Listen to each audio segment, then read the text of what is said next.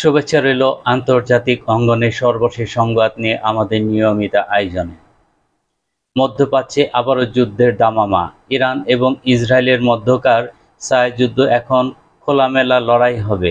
একদিকে ইরান তার সামরিক শক্তিকে এমন এক পর্যায়ে নিয়ে গেছে যা আগে কখনো দেখা যায়নি। অন্যদিকে ইসরায়েলও বসে নেই। পরিস্থিতি এতটাই উত্তেজনাপূর্ণ যে কোনো মুহূর্তে একটি বড় আকারের যুদ্ধ শুরু হয়ে যেতে পারে। কিন্তু এবার ইরানের শক্তি শুধু নিজের নয়, এর পেছনে রয়েছে রাশিয়া এবং চীনের মতো বিশ্ব শক্তি।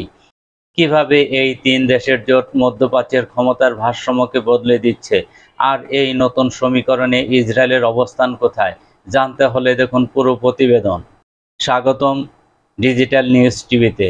আজ আমরা কথা বলবো ইরান ইসরায়েল উত্তেজনা এবং এর পেছনে আন্তর্জাতিক রাজনীতি নিয়ে। জুন মাসে ইরান ইসরায়েল 12 দিনের যুদ্ধের পর থেকে তেহরান নিজেদের সামরিক শক্তি বৃদ্ধিতে মনোযোগ দিয়েছে। এই যুদ্ধে তাদের যে ক্ষতি হয়েছে তা পুষিয়ে নিতে ইরান দ্রুত গতিতে নিজের মিসাইল এবং রকেট ভান্ডারকে আরও শক্তিশালী করেছে। ইরান সম্প্রতি তাদের সামরিক প্যারেডে এমন কিছু অস্ত্র প্রদর্শন করেছে যা পশ্চিমা বিশ্বের জন্য উদ্বেগের কারণ হয়ে দাঁড়িয়েছে। এর মধ্যে রয়েছে অত্যাধুনিক ড্রোন, দূরপাল্লার মিসাইল এবং শক্তিশালী আকাশ প্রতিরক্ষা ব্যবস্থা। শুধু তাই নয়, চীন এবং রাশিয়ার মতো দেশগুলো ইরানকে প্রযুক্তিগত এবং সামরিক সহায়তা দিয়ে যাচ্ছে। রাশিয়ার কাছ থেকে পাওয়া S-400 আকাশ প্রতিরক্ষা ব্যবস্থা ইরানের আকাশকে দুর্বিদ্ধ করে তুলেছে। একটি গুরুত্বপূর্ণ তথ্য হলো, ইরান ইসরায়েল যুদ্ধে ইরানের S-300 আকাশ প্রতিরক্ষা ব্যবস্থাটি ধ্বংস হয়ে গিয়েছিল, কিন্তু এখন তার জায়গায় বসেছে আরও উন্নত এবং শক্তিশালী S-400। স্যাটেলাইট চিত্রে দেখা গেছে 26শে জুলাই ইরানের ইস্পাহান শহরের কাছে S-400 এর সফল পরীক্ষা চালানো হয়েছে। এটি ইরানের প্রতিরক্ষা ব্যবস্থাকে একটি নতুন মাত্রা দিয়েছে।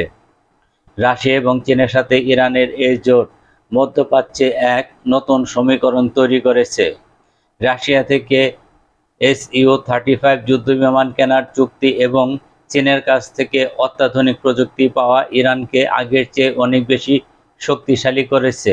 গোয়েন্দা তথ্য অনুযায়ী ইরান থেকে হাজার হাজার ড্রোন কেনার পাশাপাশি রাশিয়া প্রায় $2 বিলিয়ন মূল্যের সামরিক সরঞ্জাম কেনার চুক্তি করেছে। এর মধ্যে রয়েছে অ্যান্টি ড্রোন সিস্টেম যা ইউক্রেন যুদ্ধে ব্যবহার করা হবে। ইরানের এই শক্তি বৃদ্ধিতে ইসরায়েল স্বাভাবিকভাবেই চিন্তিত।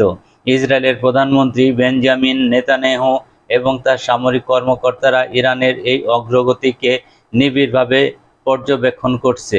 ইসরায়েলও তাদের প্রতিরক্ষা ব্যবস্থাকে আরও শক্তিশালী করতে এবং নতুন রণকৌশল তৈরি করতে ব্যস্ত।